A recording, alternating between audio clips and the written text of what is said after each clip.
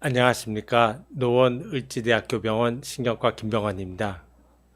오늘 제가 여러분들께 말씀드릴 내용은 병원에 와야 되는 두통과 안 와도 되는 두통을 말씀드리겠습니다. 와야 되는 두통은 이렇게 적색기를 표시를 했죠. 그러니까 레드 플래그라고 그러고, 그 다음에 그린 플래그, 그러니까 청신호에 해당되는 내용이 어떤 것들이 있는지에 대해서 오늘 약 20여 분간에 걸쳐서 말씀을 드리겠습니다. 오늘 말씀드릴 주요 내용은 환자분들이 병원에 오실 때 크게 두통으로 병원에 오는 이유가 두 가지가 있는데요. 한 가지는 이런 두통은 처음이에요. 그러니까 나고 최악의 두통이나 아니면은 아주 심한 두통이 있는 경우에 병원에 오게 되고, 그 다음에 두통이 자주 있어도 본인의 두통이 진단이 궁금한 경우, 그다음에 평상시 때 있는 두통이지만은 두통이 잘 조절되지 않는 경우, 그리고 내 두통이 혹시 위험한 두통이 아닌가 검사를 위해서 내원하는 경우, 이런 경우가 있습니다. 병원에 와야 되는 두통의 대표적인 것은 벼락두통입니다. 벼락두통은 어떤 특정 질환을 가르치는 것은 아니고요. 임상 증상을 말씀드리는데요. 이렇게 벼락치듯이 내려치는 듯한 두통입니다. 이런 벼락두통이라는 건 어떤 걸 말씀드리냐면, 여기서 X축은 시간축이고 Y축은 강도입니다. 강도에서 제일 최고점에 해당되는 게 출산할 때 정도의 강도를 이야기를 하는 거고, 그다음에 X축에서 시간은 시간의 경과에 따라서 두통이 얼마만큼 빨리 최고조에 도달하는 걸 보여주는 것입니다. 벼락두통이라 그러려면은 보통 수초 내에 두통이 시작돼서 최고점이 오르는 때까지 수초 이내에 도달할 때 이거를 벼락두통이라고 합니다. 고전적으로는 이게 지주막하 출혈, 거미막 밑출혈이라고 그러죠. 그래서 내 동맥류가 터져서 생기는 두통인 것으로 생각을 해왔지만은, 이런 경우도 있지만은 최근에는 이렇게 내 혈관에 군데군데 협착이 생기는, 그러니까 비교적 양성의 경과를 갖는 이런 내압의 상승과 연관된 그런 두통도 벼락두통의 양상으로 나타나게 되어 있습니다. 벼락두통에서 이 내 동맥류의 파열을 말씀드리면은, 내 동맥류라는 것은 내 안에 있는 동맥의 혈관벽이 얇아져서 이렇게 부풀어 오르게 되는 것입니다. 부풀어 올라서 이게 어느 순간 터지게 되면은 조금 전에 말씀드린 것처럼 이렇게 뇌출혈이 생기게 되는데요. 이런 뇌 동맥류는 비교적 흔한 질환입니다. 그냥 대부분의 경우 이렇게 뇌 동맥류 파열이 돼서 발견을 하는 게 아니라 편두통이나 다른 질환으로 인해서 MRA 뇌 혈관 검사를 할 때 이렇게 우연히 발견하게 됩니다. 100명 중에 한 3명 정도가 있을 정도로 매우 흔한 것인데, 어떤 경우에 위험하냐? 이렇게 내 동맥류가 크거나, 그러니까 위치나 모양에 따라서 출혈의 위험도가 다릅니다. 그렇기 때문에 만약에 내 동맥류가 정기 검진을 하거나 두통이 있어서 사진 찍었는데 발견되시는 경우에는 꼭 신경외과 쌤하고 상의를 해서 수술이 필요한지, 아니면은 대부분의 경우에는 그냥 이제 지켜보는 경우가 많은데 그냥 지켜봐도 되는지 상의를 하셔야 됩니다. 이러한 뇌동맥류가 잘 생기는 원인은 유전적인 요인이 가장 크다고 생각을 하고, 그래서 가족력이 있는 경우에 본인도 뇌동맥류를 가질 확률이 조금 더 높아지게 되고, 그리고 흡연이나 고혈압 등이 이제 연관이 있는 것으로 생각을 합니다. 그 밖에 뇌동맥류는 이제 처음에 강조해서 말씀드린 이유는, 이게 한번 터질 때마다 한 50%가 죽는 굉장히 치명적인 이제 상황이기 때문에 말씀을 드리고, 실제로 벼락두통은 뇌동맥류에 의한 것보다 훨씬 더 양성 경과를 갖는 비교적 안전한 두통인 경우가 많습니다. 그러면 어떤 상황에서 이제 벼락두통이 유발되는가를 보시면은 제일 대표적인 게 성관계입니다. 성관계라는 것이 뇌압도 올라가고, 그다음에 굉장히 정서적으로 흥분을 하게 되고, 이런 상황이 되기 때문에 이런 벼락두통이 잘 생길 만한 상황인 거죠. 그래서 이거를 성관계 두통이라고도 하고 오르가즘 두통이라고도 하고, 그다음에 극치감 두통, 뭐 다양한 용어로 쓰이는데 실제로 뭐 파트너 성관계뿐만 아니라 뭐 자유행위를 할 때도 생길 수가 있고 여러 상황이 생길 수가 있습니다.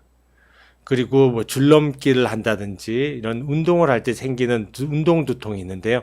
그 중에 대표적인 게 수영입니다. 이런 기침이나 배변도 비슷한 상황인데요. 이게 순간적으로 복압이 올라가면서 내압이 올라가는 상황이 되기 때문입니다. 이런 상황은 실제로 우리가 만들어낼 수도 있는데 이게 발살바 호흡이라고 그러잖아요. 그러니까 이런 후두개를 막고 흉곽에 힘을 꽉 주게 되면은 얼굴 시뻘개지면서 이제 흉곽 내압이 올라가면서 내압이 올라가게 되거든요. 이런 게 바로 이제 수영할 때도 마찬가지입니다. 숨을 막 참으면서 수영을 하다 보면은 갑자기 터질 듯한 두통이 생기게 되는 거죠. 그래서 주로 이 수영 두통은 수영을 처음 배운 사람, 그래서 대부분의 경우에 보시면은 몇 시간, 몇 달 내에, 한두 달 내에 수영 초보자들이 생깁니다. 수영 몇 년씩 한 사람들한테는 잘 생기지를 않습니다. 저기 질문이 하나 들어와 있는데, 그래서, 제 두통을 하나 봐주세요. 요새 들어 자주 두통이 생기고, 오른쪽 위에서 뒤통수 쪽으로 옵니다. 특이한 점은 헬스하려고 랩홀 다운하고 힘을 쓰는 순간 두통이 심하게 오는데 운동을 잠시 못할 정도로 원인이 무엇인지요? 의심이 가는 것은 최근 제 왼쪽 목이 심하게 아픕니다. 이게 목의 이상하고는 상관이 없고 방금 말씀드린 이런 이제 내압이 상승하는 조건, 그러니까 발살바 수기와 연관된 운동에서 흔히 나타난 두통입니다.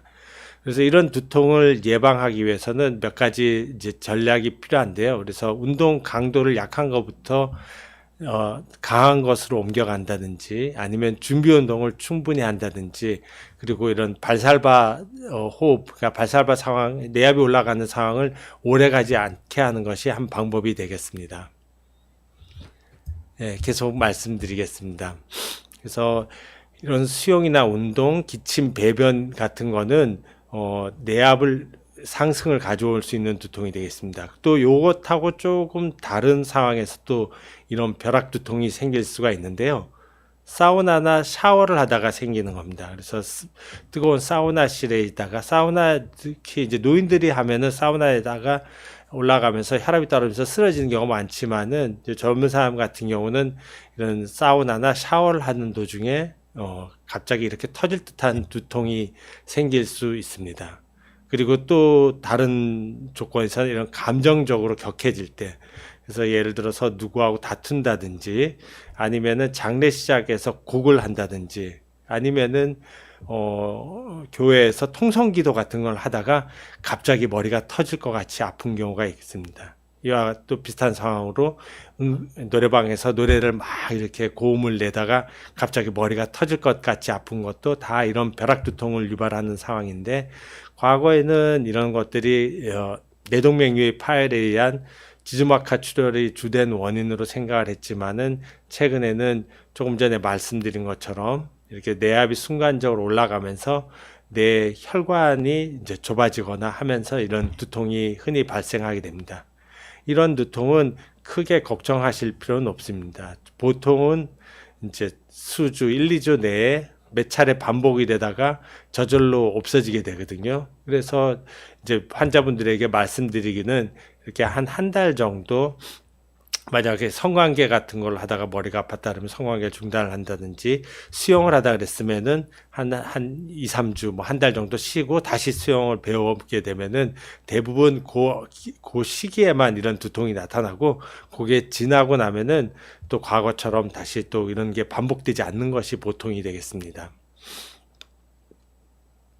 그리고 벼락두통 외에 이제 응급실이나 병원에 바로 와야 되는 두통의 경우에는 가 있는데, 이제 열이 나는 두통입니다. 열이 나는 경우는 두 가지가 있는데, 열이 나서 머리가 아픈 경우는 크게 두 가지가 있는데, 첫 번째는 뇌를 싸고 있는 막에 염증이 생길 때, 그걸 뇌수막염이라 그러죠. 애들한테서 주로 많이 생기는데 어른에서도 생길 수가 있습니다. 그래서 열이 나게 되면은 이제 목에 강직이 오고 목이 뻣뻣해지면서 열이 나고 머리가 아프고 토하고 하는 수가 있습니다.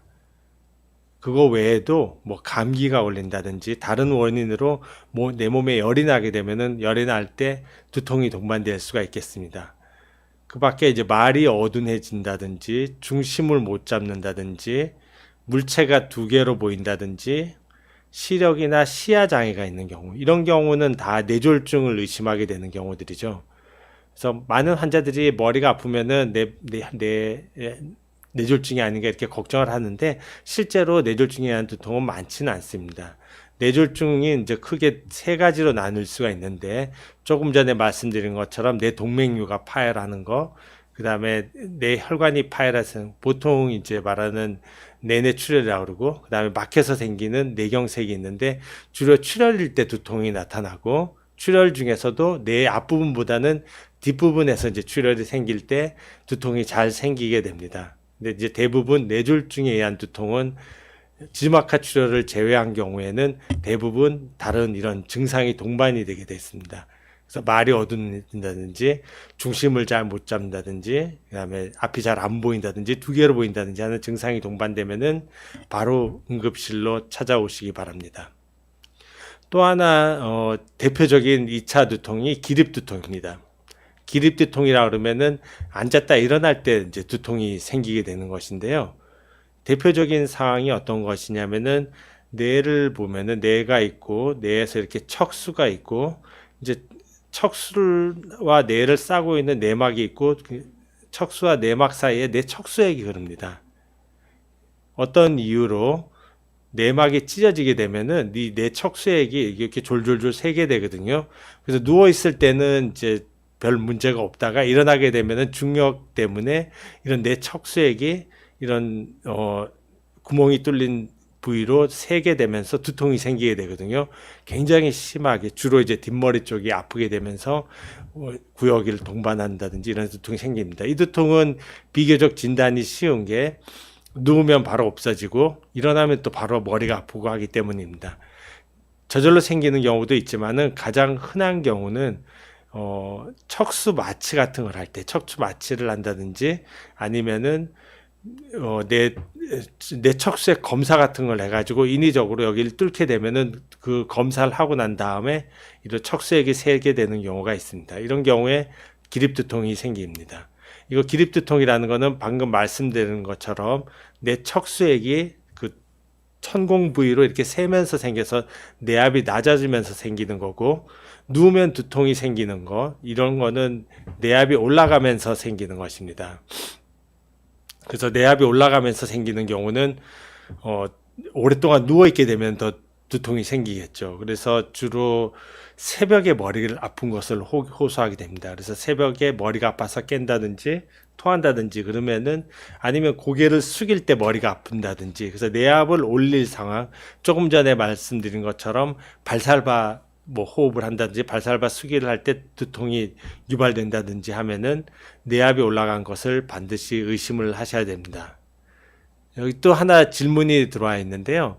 그래서 3년 전에 저희 어머니께서 큰 슬픔에 빠지셔서 심하게 우시다가 머리를 누가 망치로 때린 것만큼 아픈 적이 있다고 하셨습니다.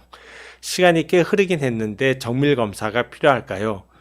바로 이게 조금 전에 말씀드린, 이제 전에 슬라이드에서 말씀드린 이런 울다가, 그러니까 주로 이제 상가에서 아니면은 이제 다른 사람하고 다툴 때 이런 때 상황이 생기게 되는데, 좀 전에 말씀드린 통성기도 하면서 울면서 기도하다가도 생기게 되고, 그러니까 이런 때 갑자기 머리가 망치로 때리는 듯한, 가장 이제 정확한 표현인데요. 그러니까 망치로 때리는 듯한 만큼 심한 통증이 생기게 됩니다.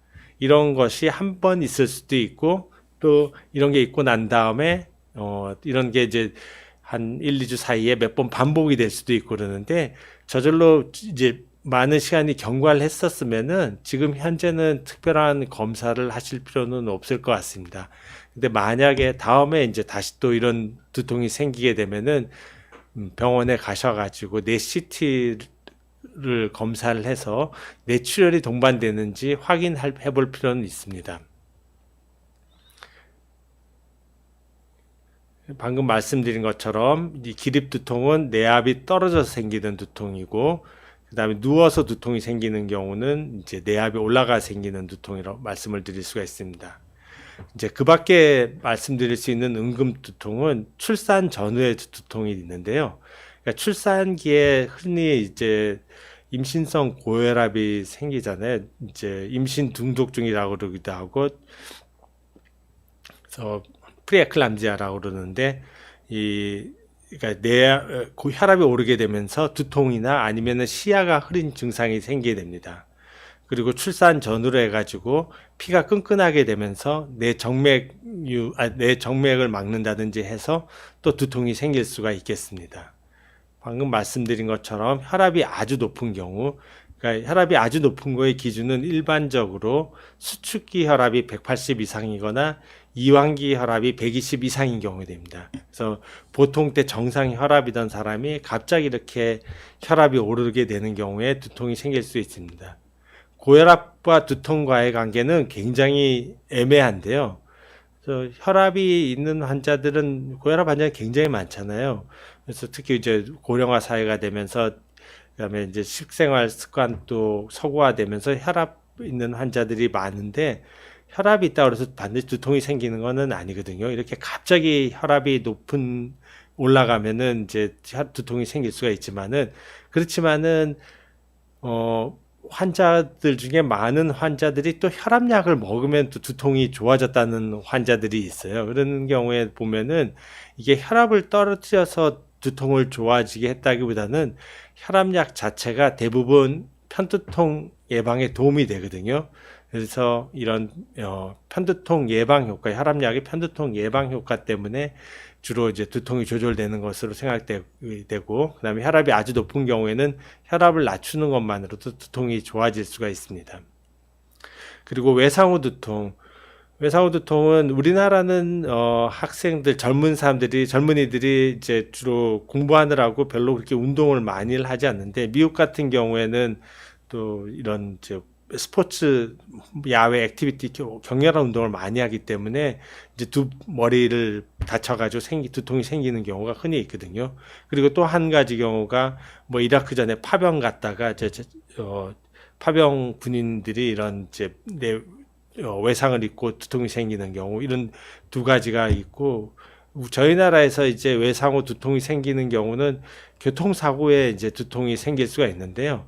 그래서 외상후 두통도 재밌는 게, 이렇게 그러니까 뇌출혈이 동반되고 심한 외상보다는 경한 외상일 때, 경한 뇌 손상일 때, 그러니까 일시적으로 뭐 의식을 잃는다든지, 그러면서 뇌 사진 찍었을 때 뇌 이상이 없고, 그리고 난 다음에 두통이 생겨가지고 오래 지속되는 경우가 더 많습니다. 그래서 외상후 두통의 경우에는 경한 외상인 경우에 뇌 출혈이 없는 경우에도 흔히 생길 수 있다는 것을 명심을 하셔야지 되겠습니다. 그 다음에 50세 이후 처음 두통이 생기는 경우가 있는데요.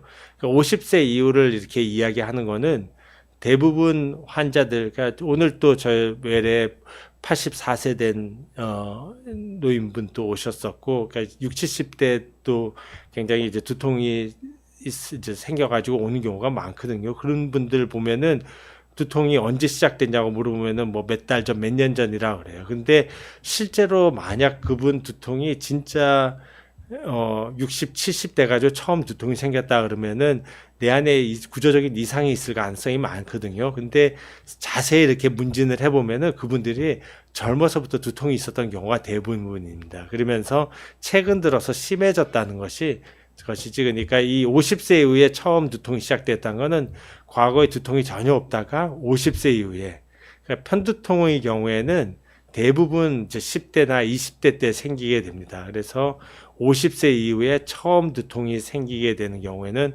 이게 2차 두통일 가능성, 그래서 내 영상을 반드시 확인을 해 보시는 것이 좋겠습니다. 그리고 두통이 일주일 이상 계속 지속되는 경우, 왜 일주일이냐? 보통 이제 편두통이 이제 보통은 하루 정도 가거든요. 근데 이제 심한 경우는 3일 가고, 또 특별한 경우에는 3일 이상 지속되는 경우가 있어요. 근데 만약에 두통이 시작돼서 일주일 이상 계속 지속되는 경우는 대부분의 경우 다른 원인, 그러니까 뇌 수막염이라든지 뇌종양이라든지 다른 2차성 원인, 응급두통일 가능성이 많습니다. 그래서 대부분의 1차 두통, 편두통이나 긴장형 두통, 군발두통 같은 경우에는 그거보다 기간이 더 짧고요. 보통 수시간 지속되다가 없어지게 됩니다. 질문 또 들어온 것이 있어서 말씀을 드리겠는데, 척추 마취를 해야 하는 상황에서 척추 마취 후 발생하는 두통은 어떻게 예방할 수가 있을까요?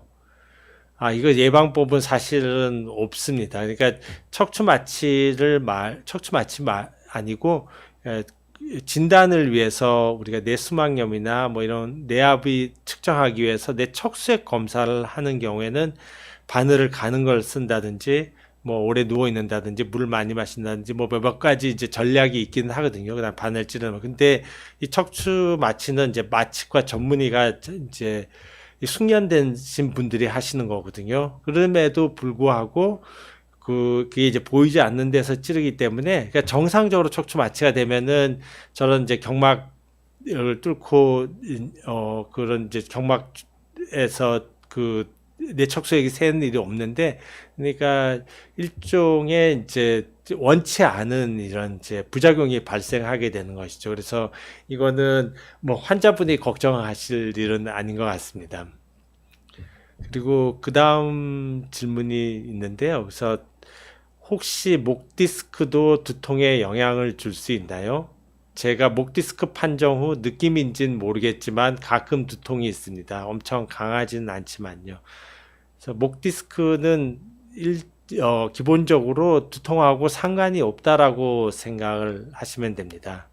그래서 목 디스크 때문에 나타나는 증상은 어깨나 팔이, 손이 전체 저리거나 하는 증상이지, 두통과 연관된 경추 부위는 제일 위에 쪽에, 그러니까 이런 우리가 말하는 흔히 디스크가 생기는 그런 부위가 아닙니다. 그래서 디스크가 생기는 거는 경추에서 밑에 부분에 생기고, 두통과 연관된 부분은 그 위쪽이라서, 그러니까 이제 거북목이나 뭐 이렇게 일자목 같은 것도 뭐 논란의 여지는 많지만은, 일반적으로는 그러니까 두통에 이제, 왜냐면 요즘은 뭐 다들 젊은 사람들 컴퓨터 많이 하고 그러면서 대부분 일자목인 경우가 많거든요.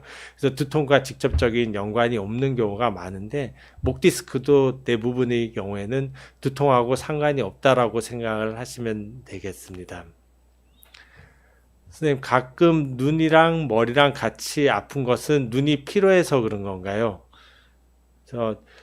예, 이 피로하게 되면은 머리나 눈이 이제, 예를 들어서 이제 안경을 갈아 다음에 바꾼 다음에 이게 이제 두세 맞지 않는 안경을 낄 때도 이제 머리가 아프고 어지러움을 느낄 수가 있고, 이러는 것처럼 피로하게 되면은 머리 아프고, 피로는 편두통의 이제 가장 강력한 유발 요인이기도 합니다. 그래서 이제 편두통이 생기게 되면은 눈이랑 같이 아프게 되는 것이죠. 그래서 이런 피로 때문에 생기는 두통은 대부분의 경우에 이제 편두통이라고 생각하실 수가 있습니다. 제가 조금 더 이제 말씀을 더 드리겠습니다. 그 밖에 이제 2차 두통, 이제 당장에 이제 응급실은 올 필요는 없지만은, 그 밖에 1차 두통이라 그러면은 편두통이나 긴장형 두통, 군발 두통, 그다음에 조금 전에 말씀드린 이런 뭐 성관계에 생긴 두통, 뭐 이런 것들이 1차 두통. 그러니까 특별한 원인 없이 생겨서 이제 저절로 좋아지는 게 1차 두통이고, 2차 두통은 다른 원인이 있어서 생기게 되는 두통이거든요. 근데 이제 원인이 있어 생기는 게 되는 두통 중에서 뇌출혈 같은 경우는 이제 응급 상황이죠. 바로 병원에 가야 되는 것이지만은, 또 이제 일부 두통은 바로 병원에 올 정도의 응급은 아니지만은, 그렇지만은 이제 1차 두통이 아닌 2차 두통이겠습니다. 그 대표적인 게 약물인데요. 그래서 약물이 두통을 일으키는 원인은 크게 세 가지로 나눌 수가 있습니다. 약물 자체가 혈관을 확장시키면서 두통을 유발하는 거죠. 예를 들면은 이제 알코올 같은 게 있죠. 약 중에서는 협심증 약이 대표적입니다. 협심증 약을 먹으면 머리 아픈 경우가 많고, 비아그라 같은 발기부전 치료제도 역시 이제 혈관을 확장시키면서 두통을 일으킬 수가 있고, 뇌졸중이나 이제 심혈관 질환의 예방을 위해서 혈관 질환의 예방을 위해서 복용하는 항혈소판제 중에 일부는 뇌혈관을 확장시키면서 또 두통을 일으킵니다. 그다음에 약물에 의한 두통 중에 두 번째가 이제 금단 두통이 있는데요. 좀 전에 말씀드린 것처럼 술이나 협심증약 같은 거 먹으면 바로 두통이 유발되는데, 카페인 같은 경우에는 오랫동안 복용을 하다가 하루에 두세 잔씩 이렇게 계속 마시다가 안 마시게 되면은 이제 두통이 생기게 되는 것이죠. 그리고 이제 세 번째 경우가 이제 진통제를 남용하는 경우입니다. 이런 경우는 이제 편두통에만 나타나는 아주 독특한 현상인데요. 보통 우리가 허리가 아파서도 진통제를 매일 복용을 하잖아요. 뭐 류마티스 환자나 그 다음에 이런 허리 아픈 환자들, 여러 개 관절염 있는 환자들, 이런 환자들 보면 몇 년씩 계속 진통제를 먹는다 그래서 그분의 허리 통증이나 관절염이 더 심해지지는 않아요. 관절 통증이. 근데 두통의 경우에는, 편두통의 경우에는 예외적으로 내 편두통을 치료하기 위해서 진통제를 자주 먹는데, 그 진통제가 두통을 유발시킬 수가 있어요. 그래서 이런 약은 세 가지 측면에서 두통을 유발할 수가 있습니다. 약 자체가 바로 두통을 유발하기도 하고, 약을 복용하다가 끊으면은 거기에 이제 대표적인 게 카페인이나 스테로이드 같은 게 있고, 그다음에 이제 진통제, 두통의 치료를 위해서 먹는 진통제가 약물을 과용함으로 생기는 약물 과용 두통, 이렇게 세 가지로 나눌 수가 있겠습니다.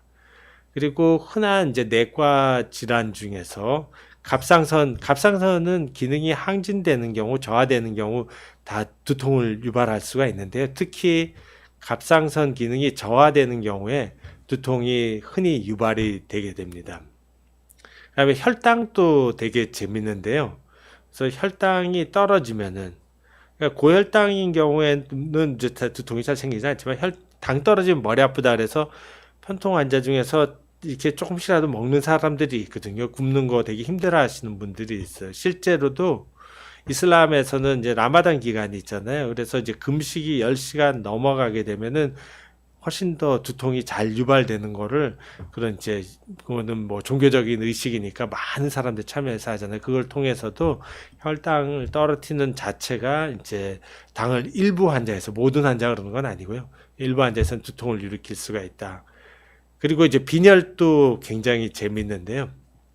그러니까 빈혈은 보통 생각하기에 환자들이 많은 이제 이 잘못된 거가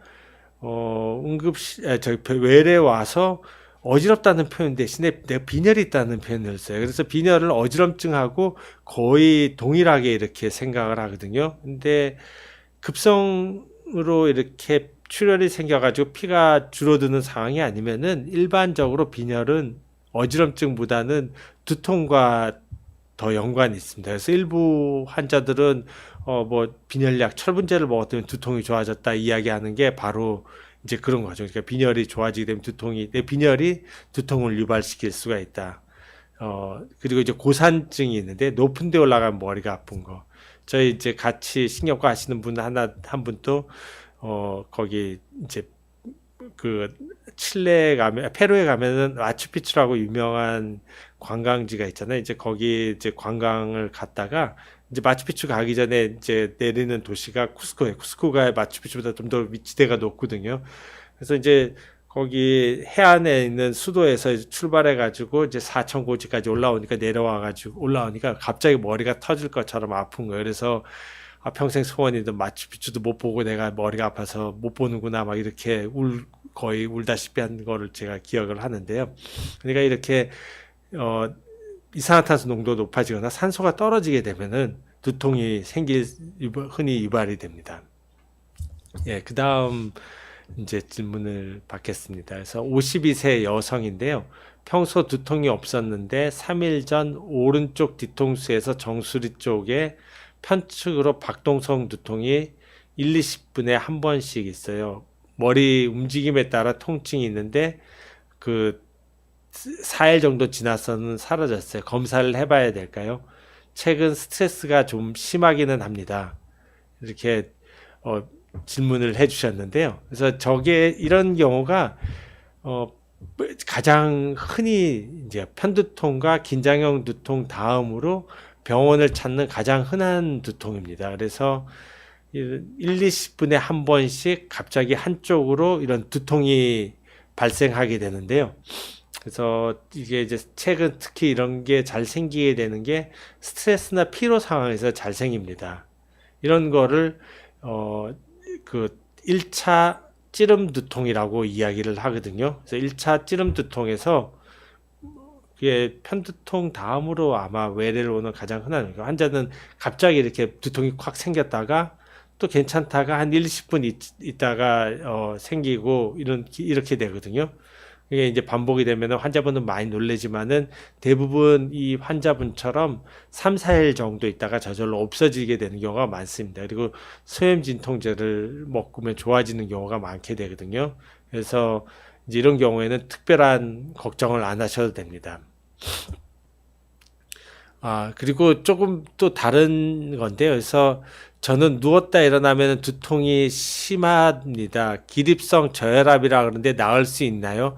이거는 약간 이제 포인트가 다른데요. 그래서 저 이제 조금 전에 말씀드린 기립성 두통의 경우에는 내압이 떨어지면서 생기는 두통이고요.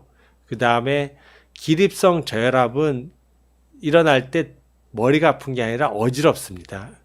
그래서 어지럽고 쓰러질 것 같은 건데 이거 기립성 저혈압은 그 원인에 따라서 치료가 가능한 경우도 있고 예를 들어서 다른 퇴행성 질환에 그러니까 뭐 파킨슨증에 동반된 기립성 저혈압이다 그러면은 굉장히 치료가 어렵고 그다음에 부작용이 좀 많은 약제를 사용해야 될 수도 있습니다.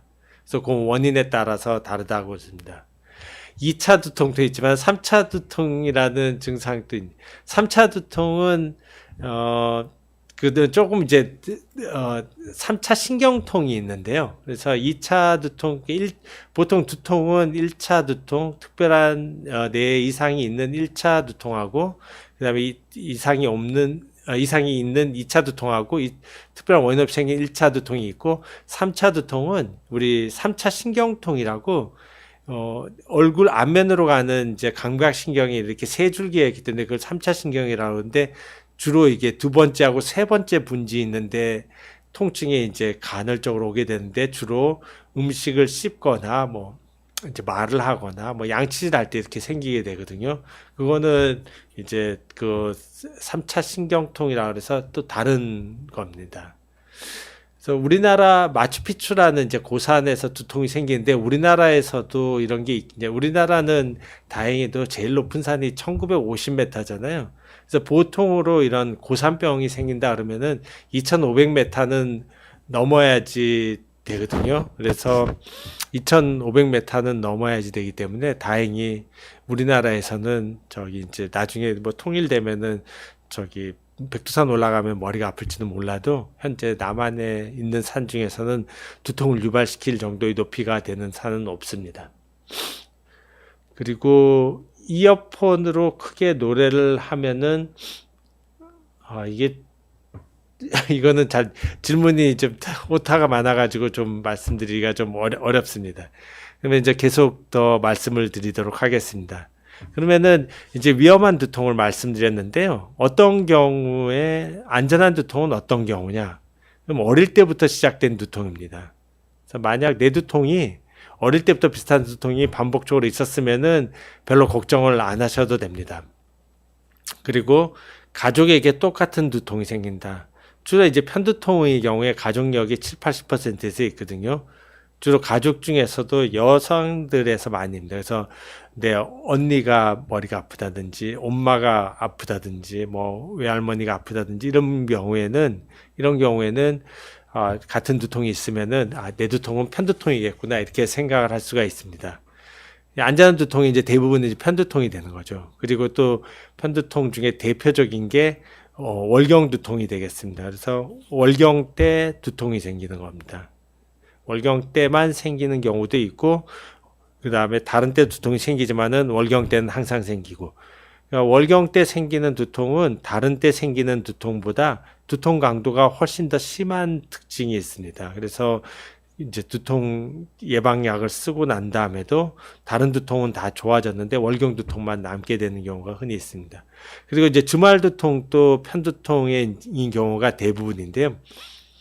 이게 이제 주말에 되면은 머리가 아픈 거죠. 그러니까 토요일 날이나 일요일 날 아침에 일어났을 때 머리가 아픈데 이게 생기는 원인은 이제 여러 가지로 추측을 하는데 이제 가장 흔한 거는 이제 가장 그럴듯한 해석은 이제 편두통 내는 루틴에서 벗어나는 것을 싫어합니다. 그렇기 때문에 이제 레귤러한 생활에서 주말 되면은 이제 늦잠을 자게 되잖아요. 그렇게 이제 늦잠을 자게 되게 되면은 그러니까 잠을 너무 많이 자도 두통이 생기는 경우도 대부분 늦잠 자거나 낮잠 자서 생기는 두통도 편두통이거든요. 그러니까 이렇게 늦잠을 자서 생기고 그다음에 조금 전에 말씀드린 것처럼 끼니를 거르기 때문에 혈당이 떨어지는 경우도 있고 매일 커피를 마시던 분인 경우에는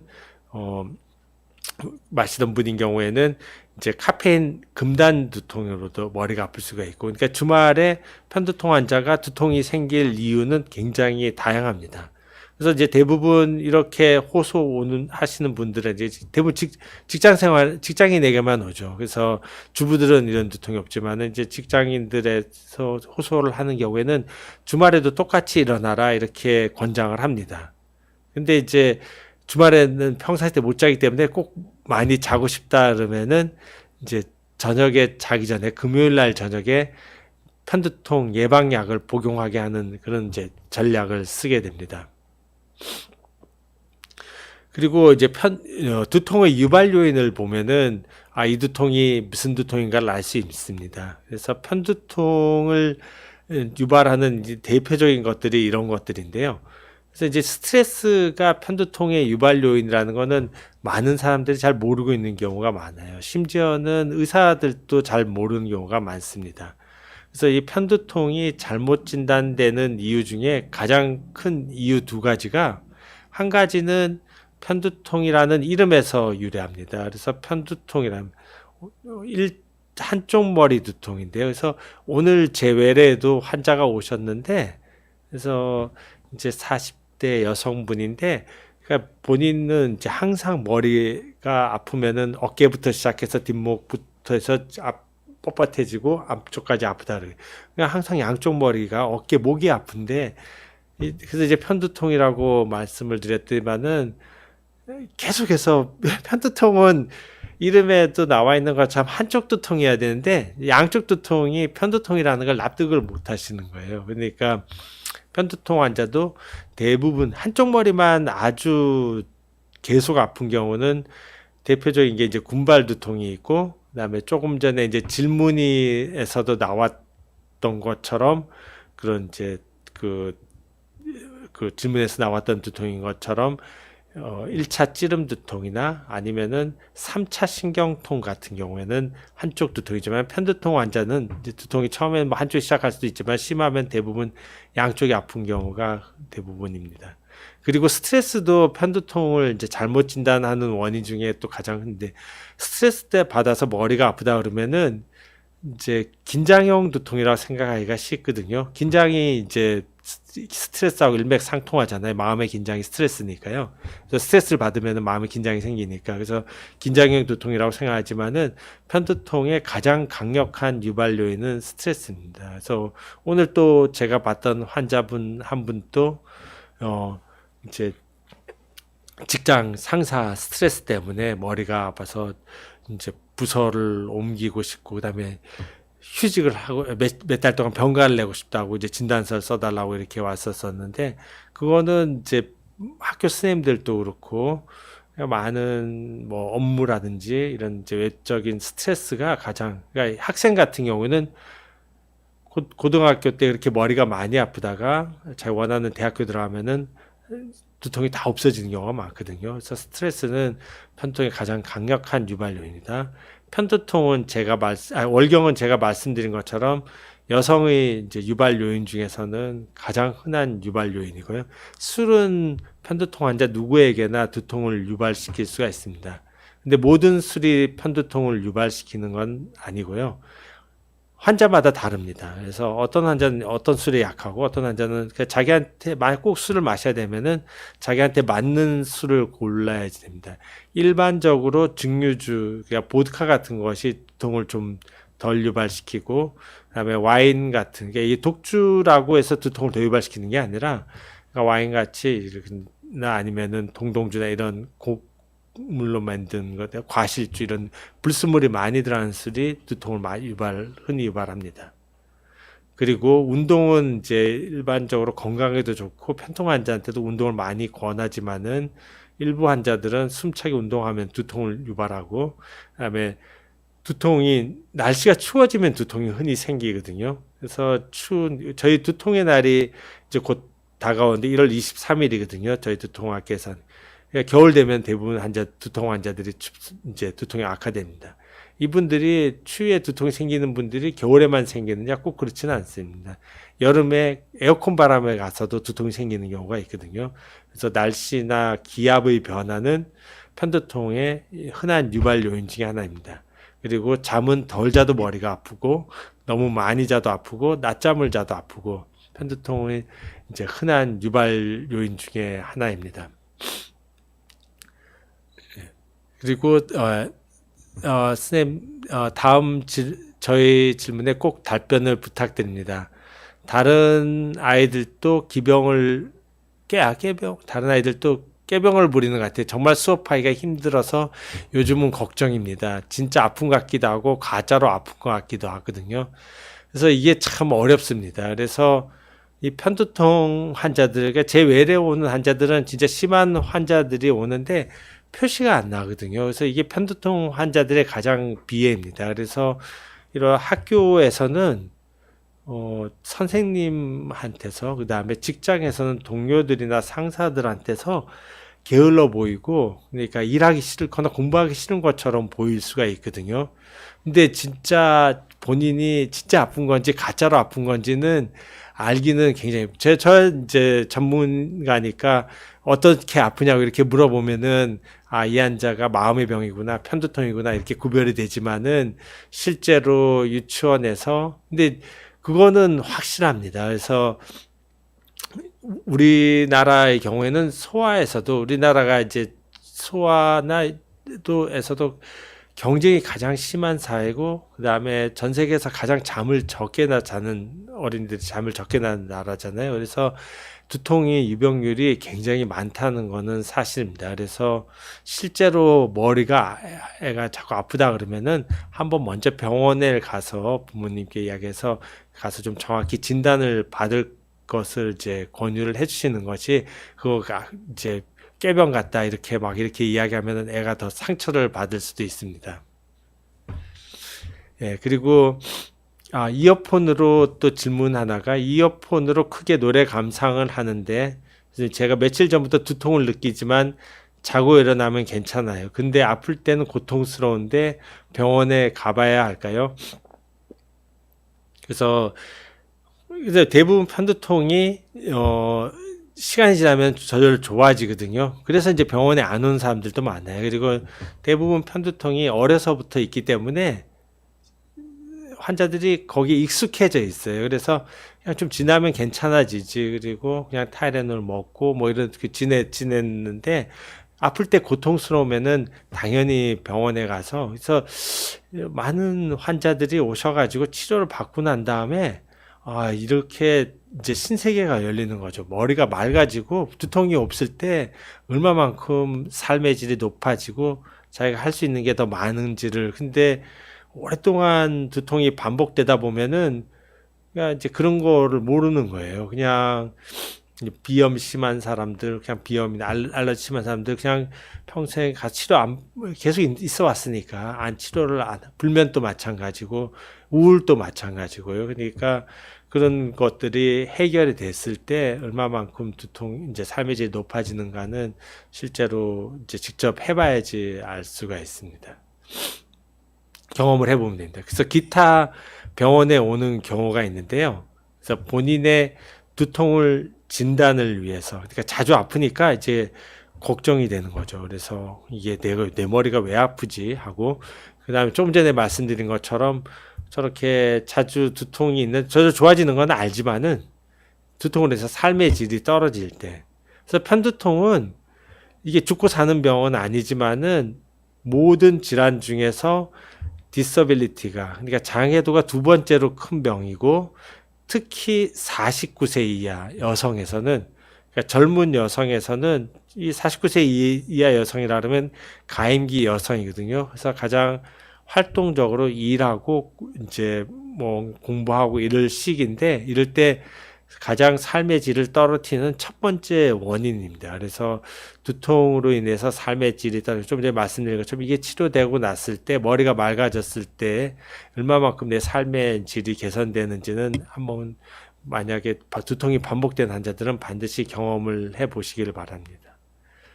그리고 이제 거의 마지막인데요. 이제 기타 병원에 오게 되는 경우는 또 두 가지가 있습니다. 그래서 타이레놀 먹고 조절이 잘 되면 병원에 오지를 않으세요. 근데 옛날엔 조절이 잘 됐었는데 조절이 안 되면 이제 걱정이 되거든요. 내 안에 이상이 있나? 그리고 왜 조절이 안 되지 하고 걱정이 되고, 그 다음에 이제 조절이 잘 되더라도 진통제를 이제 너무 자주 복용하게 되는 경우에 이제 또 오게 되거든요. 그래서 진통제는 제가 다음에 또 진통제 올바른 사용법이나 이런 거는 다음 시간에 다시 또 말씀을 드리기도 하겠습니다. 시간이 많이 경과해서.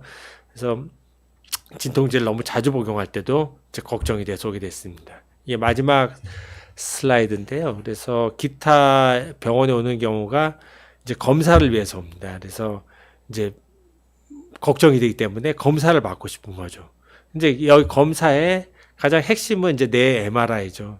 뇌 CT는 응급 상황이 아니면은, 그러니까 미국의 그 가이드라인에도 나와 있어요. 그래서 이제 두통을 검사를 위해서 응급 두통, 그러니까 뇌 급성기 뇌출혈이 의심되는 경우를 제외하고는 뇌 MRI를 하라고 되어 있습니다. 왜 그러냐면은 뇌 MRI가 해상도도 훨씬 더 높고, 그리고 뇌 CT는 방사선 조사가 되잖아요. 그러니까 방사선, 이거면은 저기 후쿠시마 원전수 1년치 먹는 것보다도 훨씬 더 많은, 몇 년치 먹는 것보다 더 많은 걸 뇌 CT 한번 찍으면은 받게 되거든요. 그래서 내 MRI는 이제 그런 거, 방사선 피폭의 위험이 없기 때문에 내 MRI를 이제 권장을 하게 됩니다. 그래서 뭐 최근에 이제 두통에서 MRI 급여 범위가 좀 축소가 되긴 했지만은 여전히 많은 두통에서 MRI를 과거처럼 비싸지 않게, 그래서 본인 부담금이 좀 더 늘어나긴 했지만은 검사를 하실 수가 있습니다. 그리고 뭐 특별한 경우에는 뇌파 검사나 뇌혈류 검사 같은 경우를 하게 되고, 조금 전에 말씀드린 것처럼 빈혈 검사나 그 다음에 몸에서 열이 난다든지 뇌압이 높은 상황에서는 뇌척수액 검사나 안과 검, 그리고 이제 만약에 뇌압이 올라가게 되면은, 눈은 뇌를 볼 수 있는 창이거든요. 그래서 안저 검사를 하게 되면은 유두 부종 같은 게 보이면은 그게 이제 뇌압이 올라간 거를 밖에서 간접적으로 볼 수 있게 되는 거거든요. 그래서 이런 안과 검사를 해보실 수가 있겠습니다. 두통 예방으로 뭐를 가장 중요하게 생각하시면 되는지요. 그래서 생활 습관 뭐 교정이 있는데요. 근데 실제로 생활 습관 교정이라는 게 사실 쉽지만은 않습니다. 우리 뭐 누구든지 다 이야기를 하죠. 술, 담배 끊고 규칙적인 생활하고 운동하고, 이거는 뭐 두통뿐만이 아니라 뇌졸중이나 뭐 치매 예방 모든 거에 다 좋지만은, 이게 이제 삶이라는 게 참 그게 의지도 좀 약한 경우도 있고, 이제 그렇게 하기 좀 힘든 경우가 많거든요. 그래서 이 두통이 이제 반복되는 경우에는 요즘 최근에 이제 부작용이 적은 많은 약제가 생겼거든요. 그래서 본인에게 어떤 어떤 환자들은 진짜 잘 따라 하시는 분들이 있어요. 운동하라 그러면은 운동 매일 규칙적으로 하시는 분들도 있고, 그러니까 본인의 성향이나 그 다음에 본인의 약에 대해서 내성 뭐 이런 거에 대해서 다 따라 다르거든요. 그래서 병원에 가서 의사 선생님하고 상담을 하시면 됩니다. 그래서 상담을 해서 가장 자기에게 맞는, 그러니까 여러 가지 예방 방법이 있으니까 주사 치료도 있고 그냥 먹는 약도 있고 또 비약물적인 치료도 있고, 그다음에 뭐 다른 또 이제 뭐 전자약 같은 것도 있고, 그래서 굉장히 종류가 많습니다. 그래서 그런 거를 그 담당 선생님하고 상의를 해보시면 되겠습니다. 예, 이제 거의 마지막 질문인데요. 그래서 경동맥 협착증 환자입니다. 혈관이 세월이 지날수록 계속 진행되는지, 약은 계속 먹고 있지만 혹시나 나중에 혈관성 치매로 진행되지, 이거는 여기하고는 이제 상관이 없는 질문이긴 하지만은, 혈관은 보통 이제 시간이 지날수록 이제 진행을 하게 되는데, 그래서 이제 이거는 뭐 경동맥 협착증 같은 경우에는 증상이 있었느냐 없었느냐에 따르고, 그다음에 뭐 협착 정도에 따라 다르지만은, 과거보다는 그래도 이런 스타틴 같은 제제, 그러니까 고지혈증 약제가 이런 경동맥 협착을 예방하는 데도 많이 도움이 되고, 그러니까 여러 상황을 고려를 해서, 그게 이제 어떤 경우 수술적 치료가 필요한 경우도 있을 수가 있고 그러기 때문에, 그거는 정확하게 혈관 상태에 따라서 다르다고 말씀드릴 수가 있겠습니다. 네, 마지막 질문으로, 요즘 두통이 심한데 최근 당직하고 야근하고 번갈아 가면서 잠 못 자서 같은데 그게 원인이 되나요? 그래서 이제 이것도 나이트 시프트, 그러니까 이제 제일 흔한 게 뭐 그런 거죠. 우리 야간 일하는 간호사들이 그렇고, 그다음에 이제 야간 당직 같은 거, 경비일 같은 것도 그렇고. 근데 경비는 대부분 이제 연세 드신 분들이 해가지고, 연세 드시면은 이제 두통이 적기 때문에 이제 크게 문제가 없는데, 이제 젊은 사람들 같은 경우는 이렇게 나이트 시프트를 하게 되면은, 그런 이제 직업을 종사하게 되면은 그것도 이제 두통을 유발하는 흔한 원인으로 알려져 있습니다. 그래서 최근 들어서 이렇게 많은 이제 편두통 약제가 개발이 됐습니다. 과거에는 편두통 약이라 그러면은 간질약이나 우울증 약 같은 걸 써서 부작용도 많고 그랬는데, 편두통을 타겟으로 하는 새로운 약제들이 많이 개발되어서 많은 편두통 환자한테 희망을 주고 있거든요. 그래서 본인이 두통으로, 이제 반복되는 두통으로 좀 고생을 하신다 생각이 되면은, 과거하고는 달리 많은 이제 옵션이 있습니다. 그래서 선택지가 많기 때문에 반드시 병원을 찾아서 선생님들하고 상의를 해보시기 바랍니다. 예, 오랜 시간 경청해 주셔서 감사드립니다.